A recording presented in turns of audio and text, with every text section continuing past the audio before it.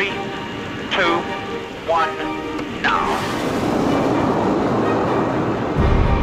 A technological masterpiece, Concorde turned heads throughout her magnificent career.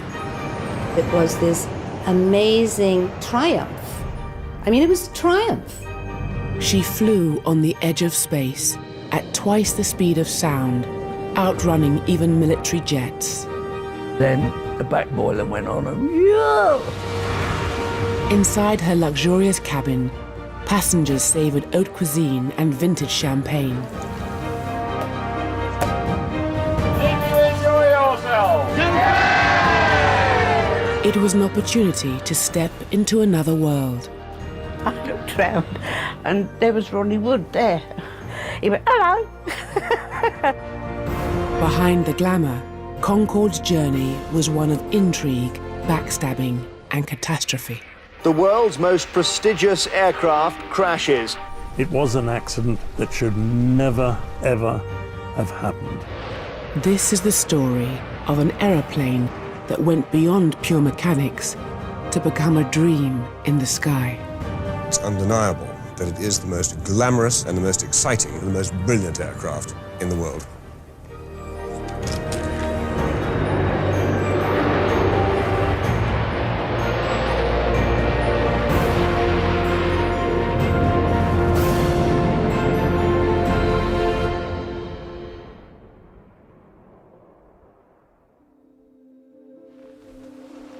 This is the story of an aeroplane that doesn't exist.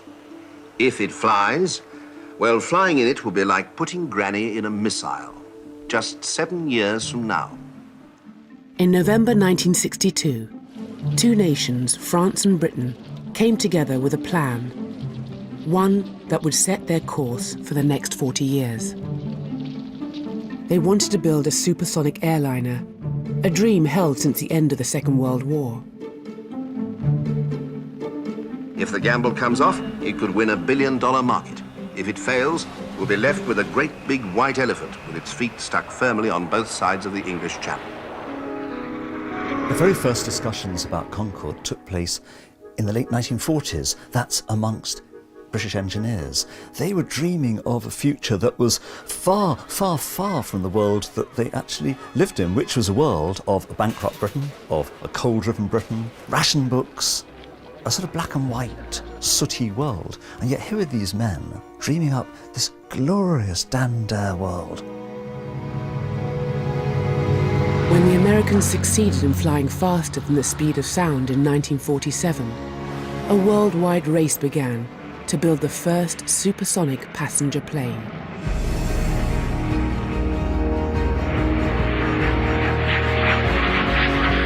The Nazis have made significant strides in aircraft technology during World War II.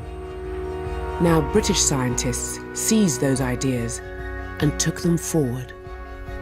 In the course of our work, this sort of shape was evolved as the most likely shape for an aeroplane doing about Mach 2, flying at twice the speed of sound across the Atlantic. It's rather a lovely shape.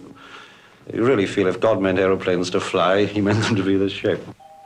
Britain now had the makings of a supersonic airliner, but it was going to cost £100 million to realise. Across the Channel, France was making progress on an idea that looked suspiciously similar.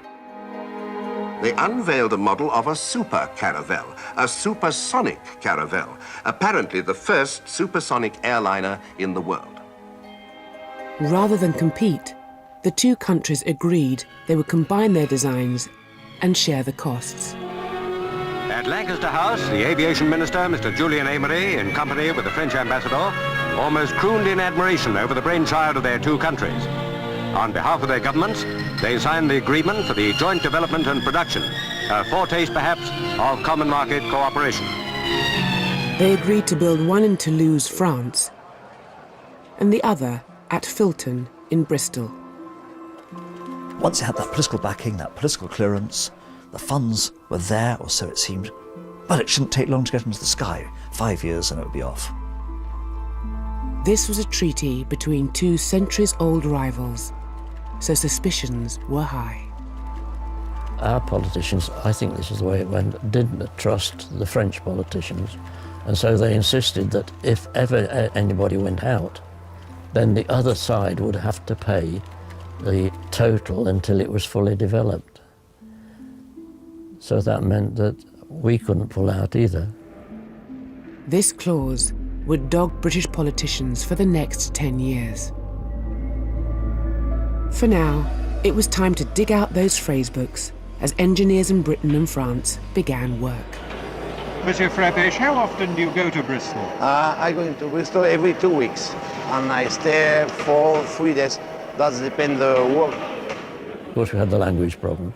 A lot of the French spoke some form of English, whereas very few of the English spoke any French.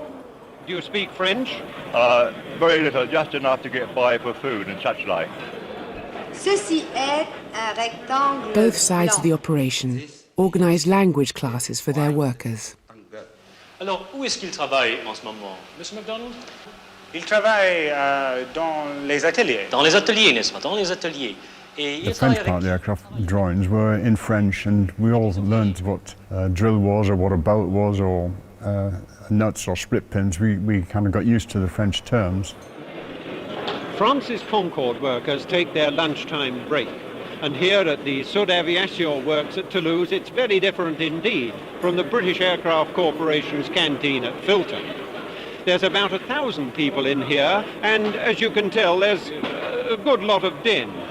And most French workmen like to take a glass of wine with their lunch. The British engineer had to be careful that a lunchtime tipple didn't jeopardise delicate negotiations. The technique was quite good because they would stonewall all morning, then give you a good lunch. And then you'd expect you to accept their proposal in the afternoon, which didn't work all the time. Well, I think it seldom worked.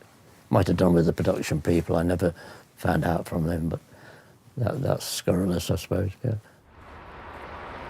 Teams of engineers from France and Britain got on very well together. They liked a bit of raillery, and as they liked pushing each other, the French teased the British teased the French. So that competition amongst the engineers and the national prides involved led to a very successful machine.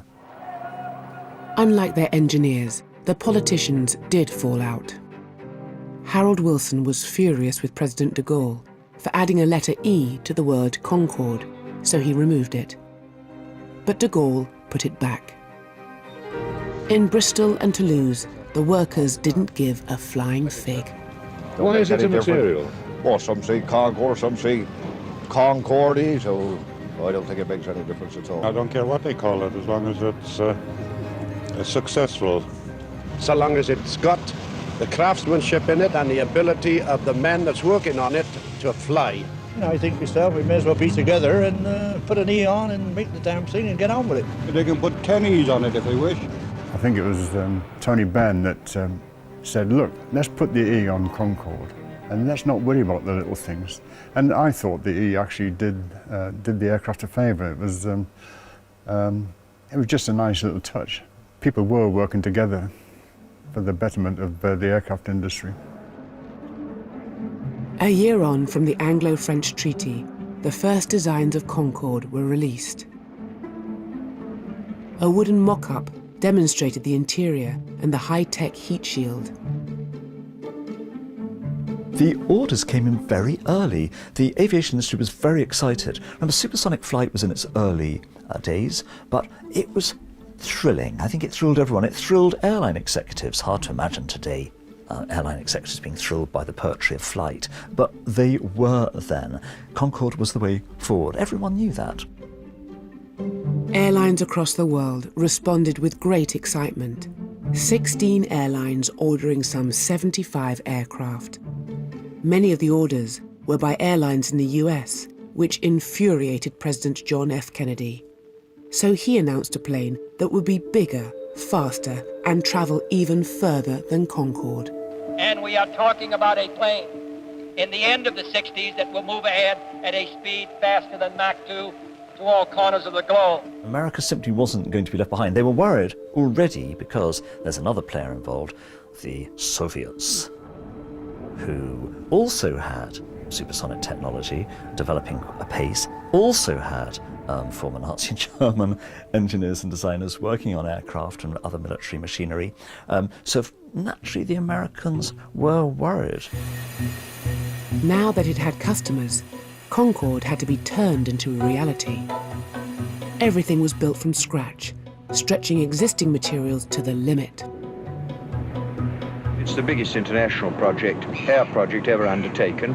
I mean, after the American space program and the Russian space program, this is probably the biggest of its kind in the world. What made it even bigger was that they were building two identical planes, so every part had to be manufactured twice, one for the French prototype and one for the British. Duplicate sets of drawings, you've got duplicate sets of management, duplicate sets of engineers. Boy, the fact it worked was wonderful, but the costs were racking up all the time. The Concorde's basic design features have been established and its performance defined. Cruising speed Mach 2.2 or 1,450 miles an hour. To be able to fly at more than twice the speed of sound required huge leaps in aircraft design. The wings were perfected through months of exhaustive wind tunnel testing.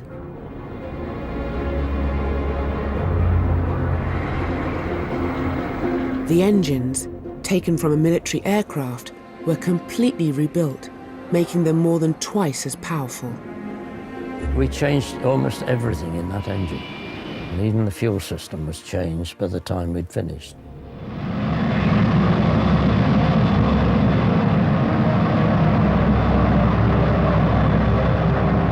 The long streamlined nose was designed to cut through the air faster than any other passenger aircraft. But engineers had to come up with an ingenious solution for takeoff and landing. People are always fascinated by the droop snoot, but I mean the reality is that it was actually really very much necessary. And the whole object of the exercise of the droop snoot was to get that long needle nose out of the pilot's line of sight so that he could see the runway in front of him. By 1966, large sections of the aircraft were being shipped from factories on either side of the channel. Then, bang on time, the first French-built component for the second prototype reached Filton. The vehicle and its load had travelled direct from Toulouse by road and cross-channel car ferry. This is the normal method for moving Concorde components between Toulouse and Filton. I remember the very first sections of the aircraft being delivered from the various production sites, and the nose section was one of the first. Security in those days was not as you would expect nowadays. With such a sensitive project. So I would spend a lot of time during the day coming down with just a little clipboard with something scribbled on. I was down here every day just about looking round, and I'm sure my bosses used to think, where's Nigel? But I was, oh yeah, be downstairs with his clipboard. It was a passion and a pride and a privilege to be actually working out here and see this aircraft which was being built from scratch to something which would become an icon of the 20th century. Visiting the British Aircraft Corporation factory at Filton near Bristol, the Queen was to see for herself how the Anglo-French Concorde project was shaping, to the delight of the crowd. But it was during her tour the news came that increased costs for developing the 1,500-mile-an-hour jetliner had rocketed to an estimated £500 million. Now, while Her Majesty was showing keen interest in the work, Parliament was expressing concern at the project's soaring expense. Concorde had cost 5 times its original budget. To make matters worse, the airlines who'd ordered it were asking for expensive additions. It was impossible really for Concorde not to go over budget, because the original idea was that Concorde would be this lightweight supersonic dart zipping across the Atlantic or around the world. Because it went so fast, well, the VIPs on board wouldn't need much more from an English point of view than a sort of sandwich, a cup of tea and a glass of whiskey. But when other airlines looked at it, particularly the French, they said, no, this is a luxury aircraft. Its passengers would want champagne, Bordeaux wine and haute cuisine. But all this excess was causing Concorde to put on weight, adding even more to the bill. French never cared about the cost at all. It escalated substantially, and we mentioned this to a French minister. He'd hold up his hand. So, but these things are really, when you get to this scale, they're political. They have to be decided politically. And as far as the French were concerned, it was the grandeur of France. As far as the Treasury was concerned, it was, can you make a quick buck for tax cuts for the rich? I mean, that was the difference between the British and French attitude. But I'm proud of the fact that I stopped it being cancelled, because the Treasury wanted to cancel it, and the Cabinet wanted to cancel it. The future of Concorde will be decided by Concorde in the course of this year. They couldn't do this because, one, the French were committed to it, and if the British had truly pulled out, had done a kind of, Concorde Brexit, what would have happened then is the French would have sued the British. It's an extraordinary thought, isn't it? But country can sue another country. Britain would have had to pay a fortune to France. None of this seemed to matter. On a glorious winter's day in 1967, when Concorde 001 was unveiled in France. And the guests watch as the great hangar doors open to reveal 001, the first Concorde prototype. The atmosphere was one of wild optimism and excitement for the future, where even the flight attendants were dressed for space travel. All this, and the plane hadn't even left the ground yet. And here, a touch of symbolism. The two ministers jointly cut the ribbons to release the aircraft for its ceremonial rollout. Here too was a chance to meet the brave test pilots who would risk their lives flying the prototypes. For the French, former Air Force Major André Turcot, and holding up the British end of things, Brian Trubshaw, a former World War II bomber pilot. Awkward, camera shy, but practical. You don't worry very much about the danger? No, I don't think you can be a person who worries very much about the danger if that danger is really there anyway. You've got to have some fear, otherwise you're just go at the thing like a bull-headed animal, and I think some degree of fear it's a fundamentally required quality in a test pilot. I first met Brian Trubshaw in 1968, when he actually had an office next door to the department where I worked. We had to dress them sometimes in some of the gear, because initially on Concorde they had to wear parachutes, pressure suits, as if they were flying a fighter plane. Very hot. When you're a test pilot and you're going to fly an airplane, which is an unknown force, there's a lot to think of. And you don't want people fussing around. You just want to get on with it. And there are a lot of people trying to make a fuss. Trubshaw hated press scrutiny. He was used to being in control. Would you turn round before you go up there? Mr. Trubshaw. Who's going to make the final decision as to when you do actually take off? I do. And nobody else. Trubshaw might be in charge of the British end, but the French Concorde would be flying first. He'd be reduced to watching from the sidelines when on March the 2nd, 1969, André Turcot took Concorde 001 on its maiden flight. The main thought is, will everything keep going? Well, that was me. That was the kind of thinking I did. Other people shut their eyes, I think, in case it went wrong. I certainly watched the maiden flight out of Toulouse, and I think Raymond Baxter's commentary still makes all the hairs on the back of my neck stand on end. It was a brilliant piece of commentating by him. 135. Rotate any second. Nose wheel well up. Smooth rotation continuing. Nose come up to 20 degrees. She's airborne. She flies. Concorde flies at last.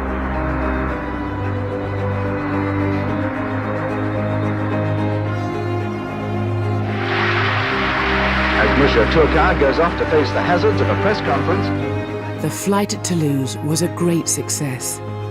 But Trubshaw wasn't happy with the media circus and was now threatening to ban everyone from the British attempt. This performance, which surrounds this first flight of 001, is wrong. I don't agree with it. And I realize that in saying that to you, I'm stating it publicly. But I am absolutely opposed to this. And it is possible that I shall refuse to allow a similar activity for 002. As the big day drew near, it was clear that this would be a huge public event. The whole length of the field was filled with people, employees, and up on the hills there are people watching. I chose to stand down where the aircraft was so I could hear the engine start up. Smoky Joe, as she was called at the time, because they were early production engines, quite smoky and dark smoke out the back. Began to turn around. The colleague I was with said, we better move back because we're going to be affected by the jet blast. But I said, no, I'm going to stay here. I want to smell the kerosene. I want to get blown over. And the noise when she actually got onto the runway, opened the throttles, full power with reheat. It was a magnificent sight.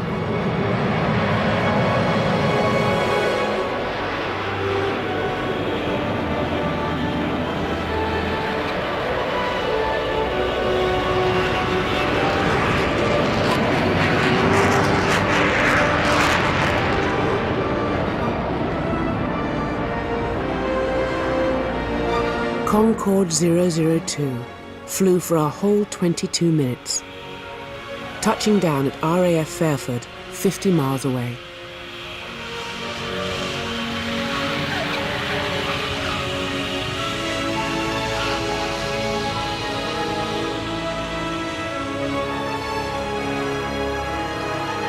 Here the pilots were greeted by an even bigger press corps. It had been a wonderful first flight. Trubshaw's place in history was guaranteed, whether he liked it or not.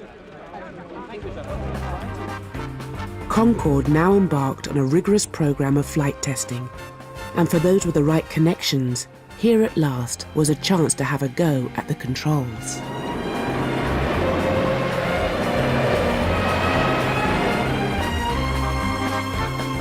Somebody who's keen on conservation, what do you think of the level of noise and smoke? I was inside and I wasn't smoking. Joking aside, Concorde's smoky engines were a concern. Even more worrying was the noise created when she flew faster than the speed of sound. Anyone on the ground would hear two very loud bangs, known as the sonic boom. I mean, when a supersonic aircraft flies over a town, a suburb or a city, it will smash loose windows. I mean, it just does. And when tests were made in Britain, boy, the complaints that poured in were legion. By 1972, Concorde was still far from ready to enter service, and the cost of the project had broken £1 billion. Desperate to add to the 75 planes already ordered, the prototype was sent on a sales tour with a small army of engineers in tow. My role then was to walk beside the aircraft to make sure it got to the taxi point safely, and then we would start the engines and help it on its way. We did all the maintenance that we could, helping the inspection with looking at tyre pressures, hydraulic levels, lots of stuff like that. Trying to sell the plane on behalf of the government was the suave new Minister for Aerospace, Michael Heseltine.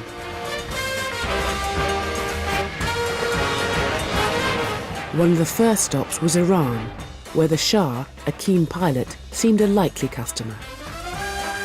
It was designed to be the peak of the first sales trip, and hopefully I would secure his agreement to buy it. Well, it all went reasonably to plan. Well, not quite. We went on board, and he came and sat alongside me, and I had 45-minute flights in which to persuade him to buy and to allow us overflying rights. Plane took off. He got up, said, I must go on the flight deck. That's the last I saw of him until we had landed. Back on the tarmac, the Shah casually agreed to the deal, but without a witness, it was far from binding. And then, to my huge relief, somebody said, Your Majesty, the Times, London. Are you going to buy it? Yes, he said. 2. Your Majesty, the Times, again, if you will. Will you give us overflying rights? Yes, will. My job is done. Tehran had gone well, but now the sales tour backfired. Rather than winning new orders, they began to lose them. The black smoke produced by the prototype engines horrified the Japanese. They cancelled their order for 3 aircraft. Things continued to go badly down under. En route from Darwin, 002 has made Concorde's first sustained supersonic flight over land. When Concorde visited Australia, people were very concerned about the noise disturbing Aboriginal homelands. There was a sense of this aviation colonialism, that the British and French were using this machine to overfly poorer peoples who would never be able to fly on Concorde themselves. The sonic boom was becoming a global issue. For example, they were banned from flying down the seaboard of India because the Indians were saying, well, why should we be disturbed by this noise? Are we less important than British and French people? Concorde was heading home, having had its first taste of a turbulent future. But for those lucky enough to be on board, it was an experience to remember, particularly the last leg into Toulouse. That was the longest supersonic flight it had done. And the whole length of the Mediterranean, we could see Africa on the left-hand side and Europe on the right-hand side, as we flew at 58,000 feet. The 3 of us that flew on the aircraft just couldn't stop talking about it, you know. It was amazing. On its return home, Concorde was given the royal seal of approval. But the truth was, its future was far from certain. Across the pond, America's project was struggling even to get off the ground. When Boeing first showed its supersonic airline, it showed it in the form of a gigantic life-size model. Good afternoon, gentlemen. The Boeing Company takes great pride in presenting to you the United States Supersonic Transport. The Boeing design was too complex. They had a swing wing and they had a double droop snoot, the nose bent in 2 places, not just in one. And also the Americans were facing much greater economic challenges. They were running the Apollo program and also they were embroiled in the Vietnam War, which was sucking up huge amounts of money. Having spent $1 billion with little to show, the US government pulled the plug. The Russians appeared to be faring better. Their plane, nicknamed Konkordsky, was poised to enter service. I was very struck by the similarities of the design to the Concorde, which leads me to believe there was certainly industrial espionage going on. Having said that, I suspect the industrial espionage worked both ways. The Russian project was actually quite brilliant in one way, in that Konkordsky was the first supersonic airliner to fly. The thing worked, it flew.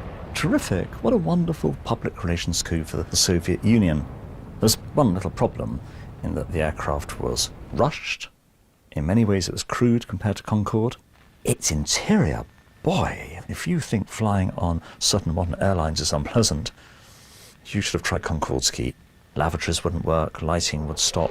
There was no hold for luggage under the aircraft. The seats were very flimsy, thin things. It had been too rushed. And of course, it proved to be quite self-destructive.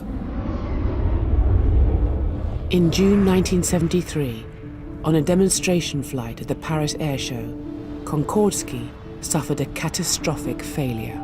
She was diving and about to crash. It tore itself to pieces and exploded, and only a rainfall of bits and pieces hit the ground. All 6 crew and 8 people on the ground were killed. Konkordsky would fly just 55 commercial flights inside the Soviet Union before being grounded in 1978. Concorde's superb engineering made failure far less likely. But now, ready to enter service, it had problems of its own. This was a bad time. Remember the early 70s? Gosh, 1973, 74, it's the time of the great oil crisis. Fuel costs rocketed, And more than that, it was also the time when the environmental lobby becomes vocal. We dread one flight over our heads. If the French and the British made a mistake with this plane, we're sorry for them. Concorde is no longer the darling of the skies, it's being seen as a dark prince. Poor Concorde, shown at the right time in the optimistic days of the late 60s, and got to the market at exactly the wrong time. By the end of 1973, a year after the world tour, almost every one of Concorde's orders had been cancelled. The dream of selling hundreds of aircraft was sunk. Not even British Airways and Air France were interested.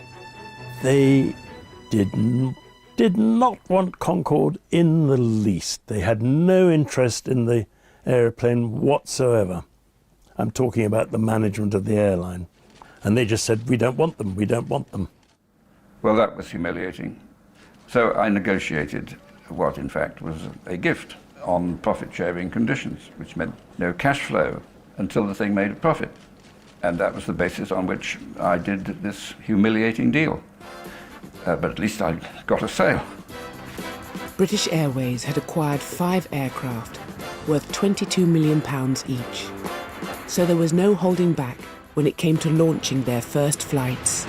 A huge publicity stunt involving international superstar Shirley Bassey.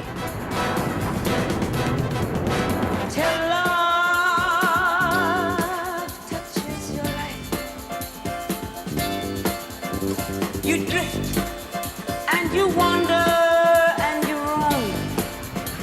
In 1977, flights to New York began.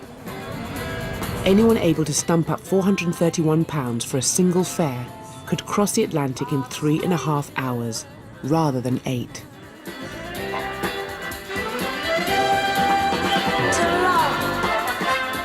And they would discover that from the very first moment of arriving for a Concorde flight, this was a unique and very special experience. The great thing about the Concorde flights was that the Concorde lounge happened very quickly. So having got a ticket, you went through the Concorde doors and you were in a kind of rather nice hotel-type reception. It was just like going to a big feast. There was hors d'oeuvres and canopies, everything all laid out. It was just wonderful. Drink as much as, whatever, help yourself at the bar. George had a G&T, because he's the G&T king. And I had a coffee. We would look at the passenger list, and if we knew they were regulars, we called them by their name. They loved that familiarity of coming on and knowing the crew. I mean, most people think, Concorde, that's a great big huge airplane, but when you actually get up close to it, it wasn't that big an aircraft. And especially when you get inside, it's quite narrow inside. The ceiling was low and the windows were tiny. The windows they're not like windows on a normal plane, they were little tiny portholes. I'm searching to avoid the word cramped, but it was cramped, in fact. You were tight and the seat in front was close, and there was no space. Yes, here on the starboard. Okay, New York, here we come. Before takeoff, while we were taxiing out, we would take a bar order, we would try and offer champagne. Hot towels would be offered, as they are in first class, and we managed to get all that done while the aircraft was taxiing. It was just wonderful, wasn't it, George? Romantic. Absolutely. It was so romantic. I don't know why I used that word, but it was just fantastic. I felt like a film star. They made you feel like that. I was quite scared. I think David Frost was on it, and I knew David, and I said, I'm a bit nervous about this, David. He said, oh, darling, don't be. I do it 3 times a week. The sensation the passengers would be aware of more than anything else would be during the takeoff. 3, 2, 1, now. The acceleration, you could really feel it. This great sort of surge of acceleration in the small of your back, and you knew that the airplane was accelerating rapidly down the runway. The tray table in front of me fell down. So I was leaning forward trying to get this tray back. I don't know why I was caring about the tray, but and I couldn't get forward to, it felt like I was being pushed back in my seat. I think when we took off about a 30 degree angle. But when he pressed the button and put the afterburners on, you practically stood on the tail. But oh, what a flight. And it was so thrilling. There was a wonderful moment where you just watched London go into a little dot, which was just fantastic. And I was white knuckling it, and then as soon as it took off, it was fantastic. Thanks to the sonic boom controversy, Concorde was only allowed to fly supersonically over the sea. But now the throttle could be opened up. And then the back boiler went on and yo! And it just went on and on and on. And you could see the numbers ticking up on the speed. And it was quite hard to comprehend because there's some point where you think, I'm actually now going faster than a bullet. When the Mach counter registered twice the speed of sound, I decided I'm going to the loo.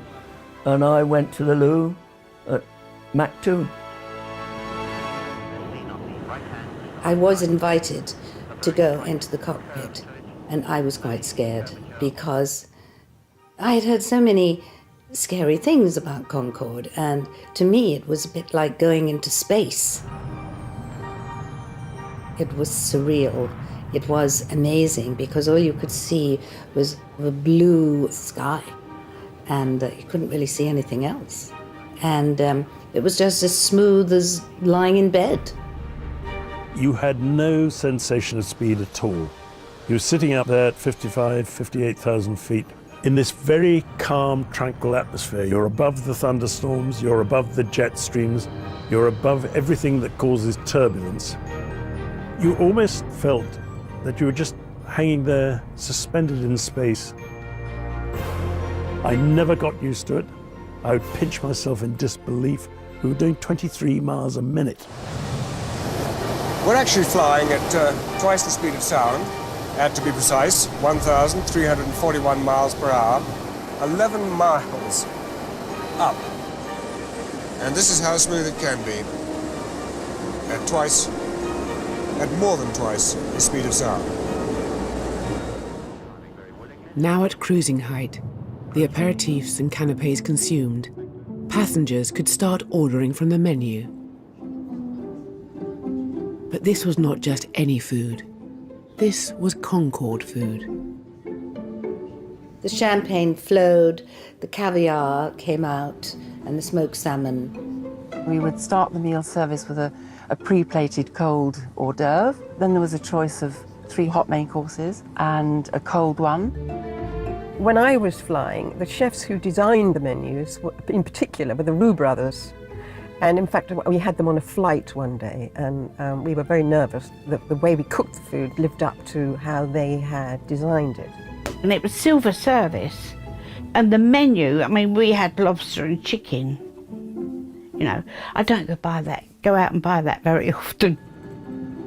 And to wash it all down, a wine list worthy of a Michelin-starred restaurant.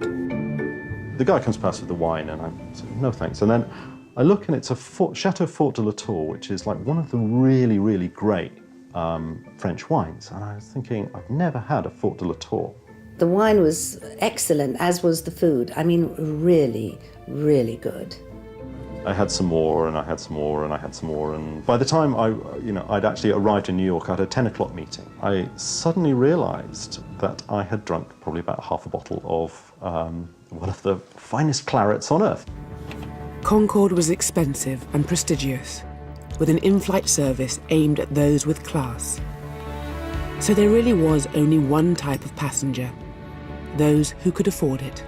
Investment bankers, fund managers were absolutely regular users of the airplane. They used it as a commuting tool.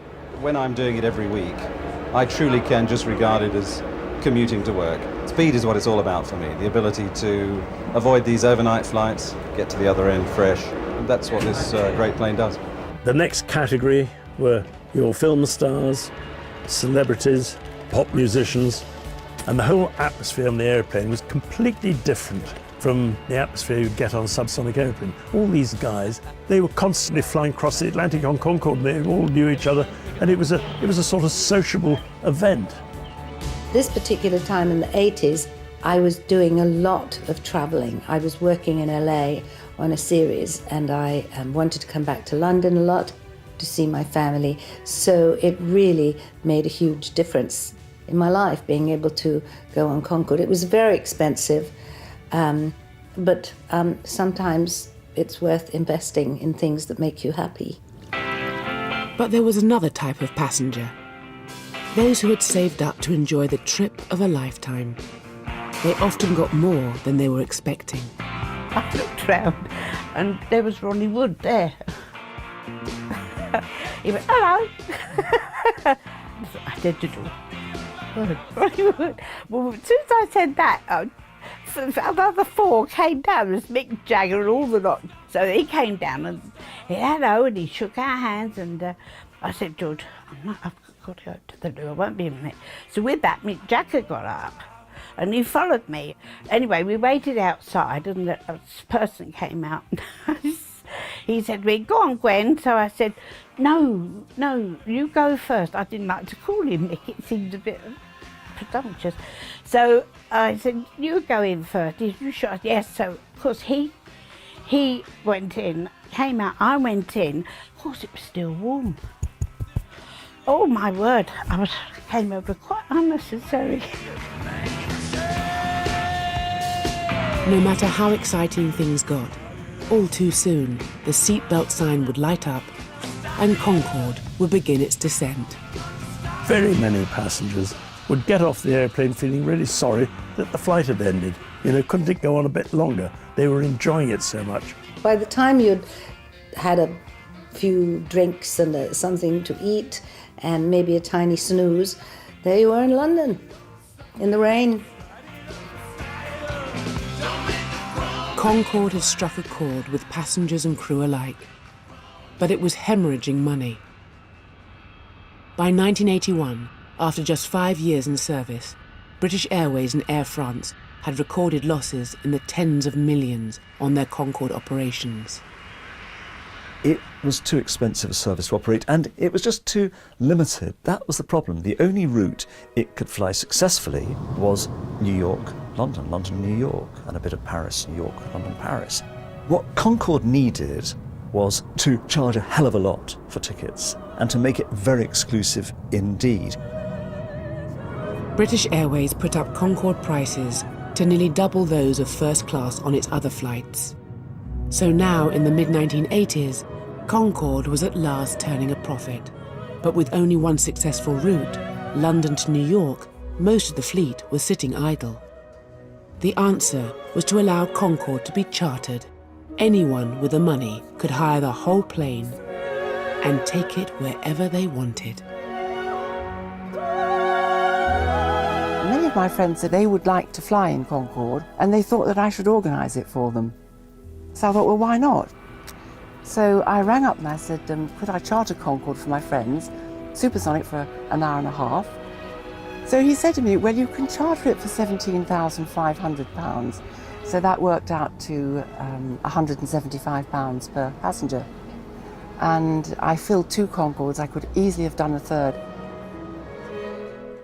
The charter market exploded as a host of entrepreneurs, Concorde fan clubs and travel agents cashed in on the new demand. Those charter flights took Concorde to over 250 destinations around the world. 76 of those were in the USA.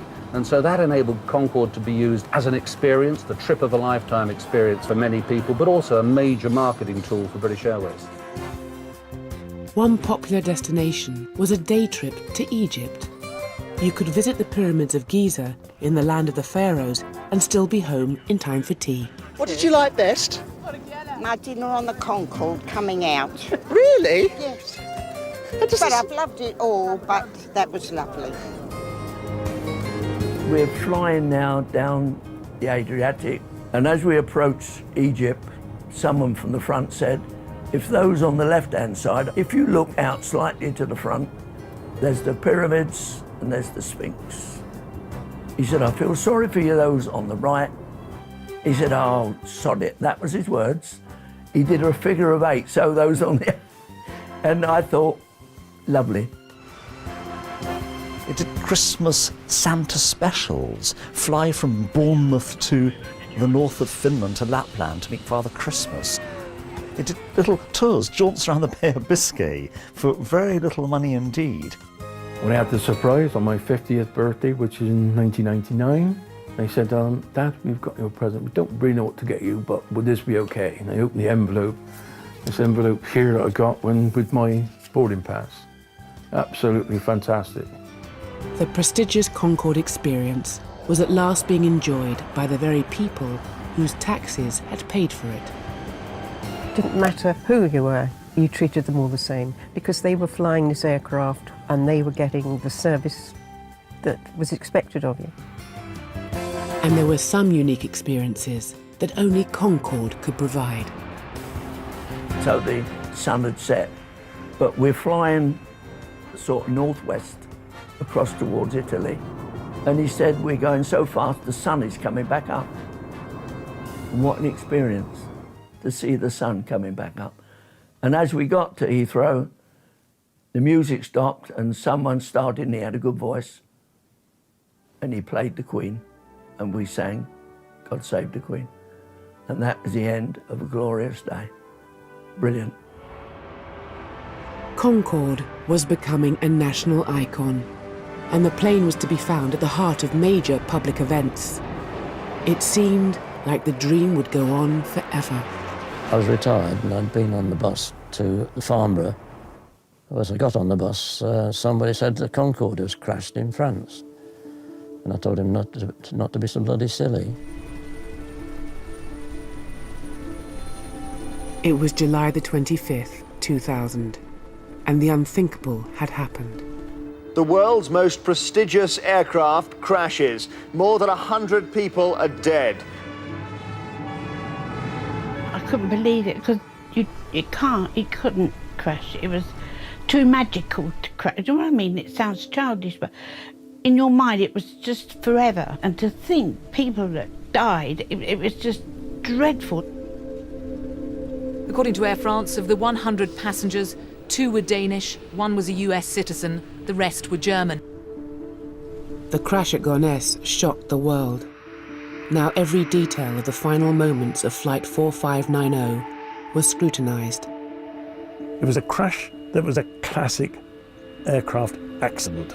It was a whole series of events, and it was the cumulative effect of each of the errors in this error chain that led to the final overwhelming catastrophe. It was a hot July day in Paris, and the Air France Concorde was on a charter flight taking 100 passengers to New York to join a cruise ship. It was fully laden. The aeroplane had been overfueled, all the fuel tanks in the wing had been filled up completely full. 19 items of baggage were put in the rear cargo hold, which were never weighed. The net result of all this was that the airplane was over the maximum structural weight. They were running late, so there was a lot of pressure on the crew to taxi out and take off as quickly as possible and to get to New York non-stop. By the time it had got to the runway threshold, it had only burnt 800 kilos of the 2,000 kilos of taxi fuel that he had allowed for. And what he should have done was to have burned off all that taxi fuel before he got airborne. As they went down the runway, the airplane encountered a piece of metal lying on the runway that had come off a Continental Airlines DC-10. There was a piece of metal left on the runway, but there were also maintenance errors on the part of Air France. In the left-hand undercarriage, which had been worked on by Air France a couple of days before the crash, they'd failed to put back in there a component called the spacer. Without that spacer, the wheels could wobble around like wheels on a supermarket trolley. The tyre encountered the piece of metal when the airplane was travelling at 185 miles an hour, as the piece of metal cuts in. But it didn't puncture the tyre in a conventional way. What it did was scalp the tyre. That flew up and hit the underside of the airplane with a tremendous amount of energy. It set up a shockwave in that fuel tank. There was no airspace in the fuel tank to absorb the energy of that shockwave. it blew out a piece of metal, not a rupture from inside to out, but a mini explosion from inside, and out came 100 litres a second of fuel. A really massive fire generating a lot of smoke and a lot of unburned fuel, which goes into the engines. The fire warning went off for the number 2 engine, and the flight engineer, without any discussion with the captain or the first officer at all, just went straight into a fire drill and shut that engine down. The pilot rotated the aircraft 15 knots early to try and climb away. It went off to the left-hand side of the runway, hit a runway light before getting airborne. Sadly, staggered into the air. It never remotely reached its in-flight safety speed, which was 220 knots. They tried to climb away, got to about 200 feet, but couldn't climb anymore. But the real damage was done. The real damage was this massive fire. This dreadful blowtorch of fuel, flaming fuel, pouring out of tank number 5, causing the centre of gravity to move further rearwards, and this led to the airplane just rearing up. And once that had happened, really, sadly, the airplane and all those on board were doomed. It was an accident that should never, ever have happened. The official French crash report concluded that the piece of metal on the runway had exposed vulnerabilities to Concorde's fuel tanks and tyres. Air France and British Airways grounded their aircraft, while expensive safety modifications were made. They were relaunched in November 2001, but the world had moved on. 2 months before, the attacks on New York's Twin Towers had claimed 2,700 lives.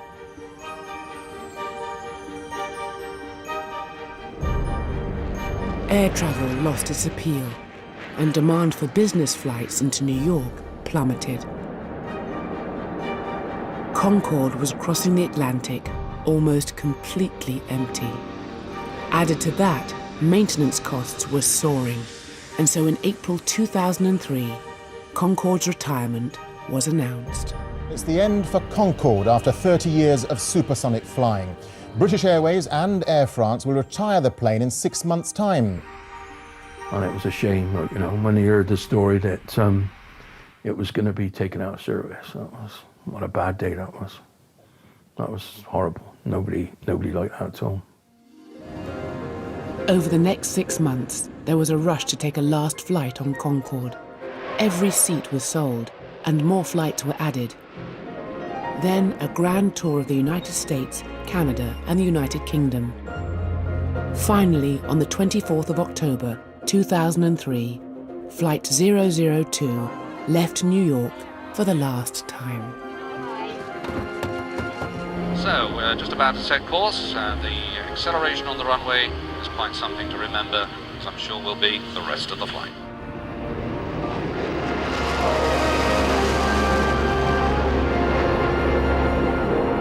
It was done with a lot of press hullabaloo, as you can imagine. It's a big, important day. But on board the aircraft, the top celebrities and the big red-faced newspaper editors and TV presenter-type people on board spent their time, as far as I could see, getting drunk.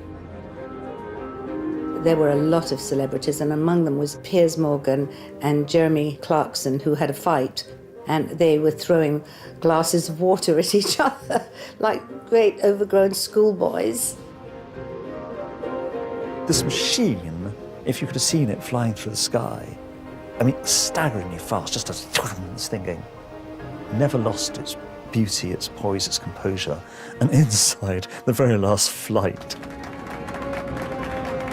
it was, I think, so rough and drunken and awful. First one Concorde, then another, a sight never seen before, 3 in all waiting to land. As we came down, we saw tons and tons of people all waving and shouting and with flags and banners, and all of the fire engines from Heathrow had their hoses on, and they were spraying water all over Concorde as it landed. It was very, very moving, because it was like, it was totally the end of an era. It was the end of an era. The end of the reception, about 10:30 at night, I walked out across the tarmac. I was the last to leave, and there were 5 perfectly serviceable Concords sitting on the ramp, and they would never carry fare-paying passengers again. And that's the time when it really hit me, and that's the time when there was actually literally a tear in the eye. The end of Concorde felt to many as though the supersonic dream was over. Very sad that Concorde was retired in 2003 with no obvious successor. It was the first time in aeronautical or perhaps technological history that we'd actually taken a step backwards, and we'd just gone back to subsonic aircraft. But in the last few years, a new race has begun, with at least 3 aircraft in development. There's a company working on a 30 to 40 seat supersonic transport for businessmen. I think that could appear on the scene within the next 5 years. As far as a full-blooded supersonic airliner is concerned, I think we probably are going to have to wait a lot longer for that. And I think eventually we will see perhaps hypersonic suborbital vehicles that do London to Sydney in a matter of 3 hours, something of that sort, 2.5 hours. A month after the final flights into Heathrow, the last Concorde ever made returned to Bristol's Filton Airfield, from where Brian Trubshaw flew in 1969. Concorde was coming home. And of course we cried when we saw the Concorde, the last flight over the suspension bridge. I'm getting emotional now. I loved it. Sadness because you knew it was going to be the last time, yeah. I don't know quite what it is, something mysterious about Concorde. Most extraordinary, exceptional. The whole country, in fact, probably the whole world, mourned its loss. It changed many people's lives forever, I think. Our whole experience with Concorde flying and the demise of Concorde has been with us all the time, really, and it's a tragedy. But weren't we lucky to have the opportunity to go on it? Now the star of a new collection dedicated to flight, 50 years after she was unveiled, Concorde is a museum piece. It would have been 17A. Designed for the elite. This is what it was. I think I bumped my head last time. Paid for by everyone. Oh, 17 years and back to the same seat. On the same aircraft. Beautiful, fast, noisy, expensive. Oh, here's the infamous toilet. Many memories of that one. A symbol of post-war hope for the future. Yeah, my seat was always, I always used to be in the engineer's seat doing engine runs and things, but it's nice to sit up here.